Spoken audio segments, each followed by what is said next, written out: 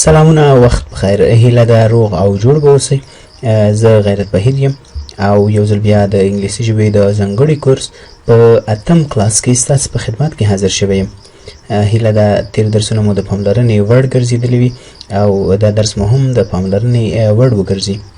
او یوه یادونه کوم، ستاسې مشورې او ستاسې نیوکو ته زموږ اړتیا ده تر څو زموږ درسونه لا هم پرمختګ وکړي.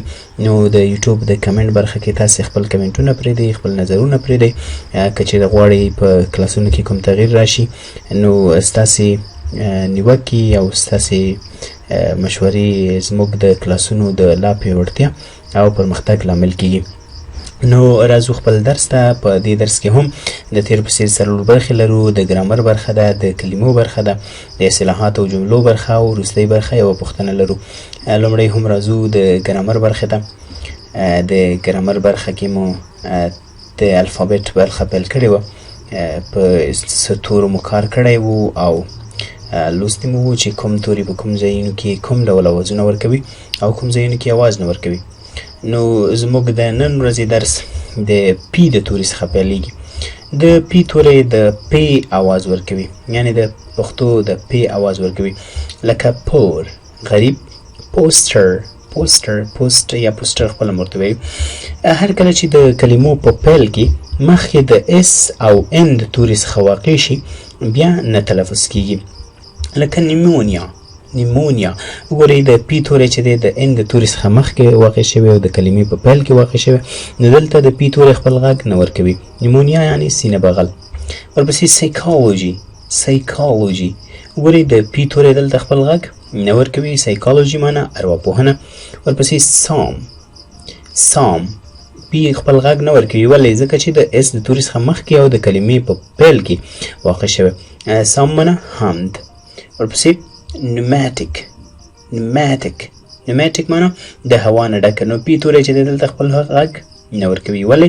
ځکه چې د ان د توري څخه د کلمې په پیل کې مخکې واقع شوی، نو په دې خاطر د پی توری دلته سایلنت دی، یعنی خپل غږ نه ورکوي. او ورپسې د کیو توری، دغه توری د کاپ او قاپ اواز ورکوي. او په انګلیسي کې د دې توري سره د یو د توري کارول اړین دي، یعنی هر کله چې د کیو توری راځي نو د یو توری ورسره راځي، لکه باربیکیو کباب ته وایي. ورپسې کواسچن پوښتنه. ورپسې یو نوم دی قسیم.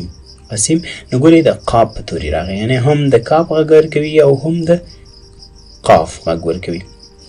د آر توری، دغه توری د ری اواز ورکوي، لکه رولر خطکش، اروین باران، رحیم.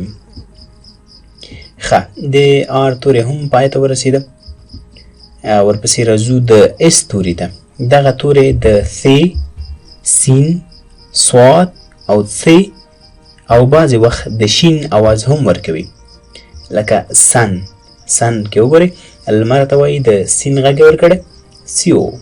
سیو ګنډل د سین غږ ورکړی. ورپسې شور نو وګورئ د شین غږ ورکړی، شور معنی یقیني.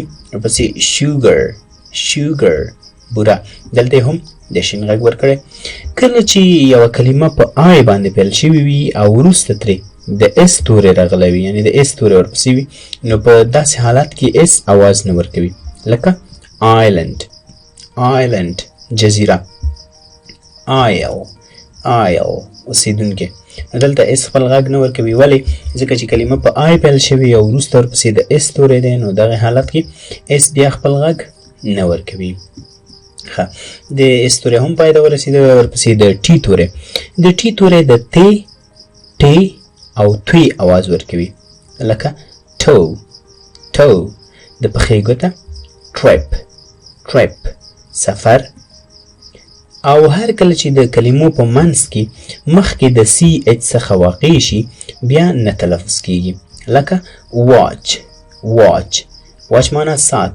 وګورئ د ټي توری چې دی د سی اچ څخه مخکې واقع شوی د کلمو په منځ کې، نو دلته ټي خپل غږ نه ورکوي.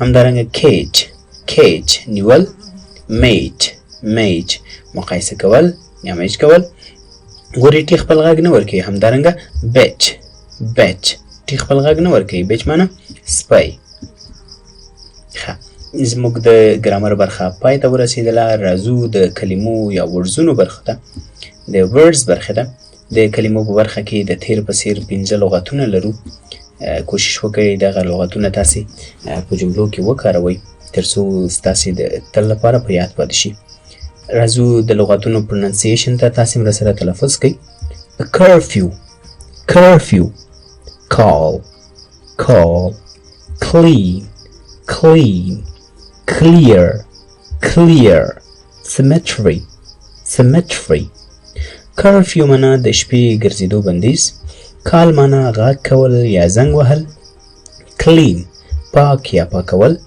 clear clear ښکارا یا روڼ یا روښانه cemetery cemetery هدیره یا قبرستان د لغتونو برخه پای ته ورسېدله راځو د expressions and sentences اصطلاحات او جملو برخه ته په دغه برخه کې هر درس کې موږ هغه اصطلاحات او هغه جملې لولو چې په ورځني ژوند کې موږ ډیر کاروو په ورځنیو خبرو اترو کې کارېدونکې جملې لاندې جملې د یو چا سره د همغږۍ د نه ښودلو لپاره کارول کیږي که په یاد مو وي په تیر درس کې موږ هغه اصطلاحات لوستي وو چې یو چا سره د همغږۍ د ښودلو لپاره کارول کیږي دلته برعکس هغه اصطلاحات دي چې د چا سره د همغږۍ د نه ښودلو لپاره کارول کیږي لکه ته یو چا سره همغږی نه یې ته ورته وایې چې زه دا ستا خبره نه منم یا ستا مخالف یم که نه د نظر نو بیا دغسې ورته وایې چې I don't agree I don't agree I disagree I disagree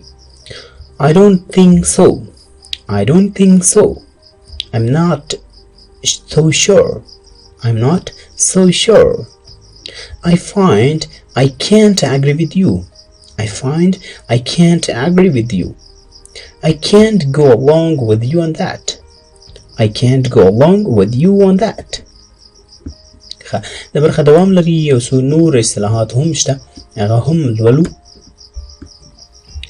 I refuse I refuse no way no way no deal no deal دا زموږ د اصطلاحاتو برخه د اصطلاحاتو برخه هم پای ته ورسېدله وروستۍ برخې ته راځو one question یوه پوښتنه په دغه برخه کې تاسې د پښتو درکړل شوې جملې لپاره په دوو آپشنونو کې انګلیسي ژباړه په نښه کوئ چې کومه ژباړه د دغې جملې د دغې پښتو جملې سره سمون لري د یوټیوب کې په یوټیوب کې د کمنټ برخه کې همغه آپشن انتخابوئ او د سم ځواب په ورکولو سره تاسې یوه نمبره ترلاسه کوئ پښتو جمله ده غټ خوبونه وګورئ او له ناکامۍ مه ډارېږئ غټ خوبونه وګورئ او له ناکامۍ مه ډارېږئ نو په ای آپشن کې راځي چې big dream and fell to dare big dream and fell to dare او په بی کې راځي چې dream big and dare to fail dream big and dare to fail کوم آپشن چې صحیح وي د کمنټ برخه کې همغه انتخاب کړئ او یوه نمبره ترلاسه کړئ دا و زموږ د نن ورځې درس له لیدو څخه مو نړۍ مننه هیله ده ویډیو لایک د ملګرو سره یې شریک او چینل سبسکرایب کړئ ښه وخت او ښې چارې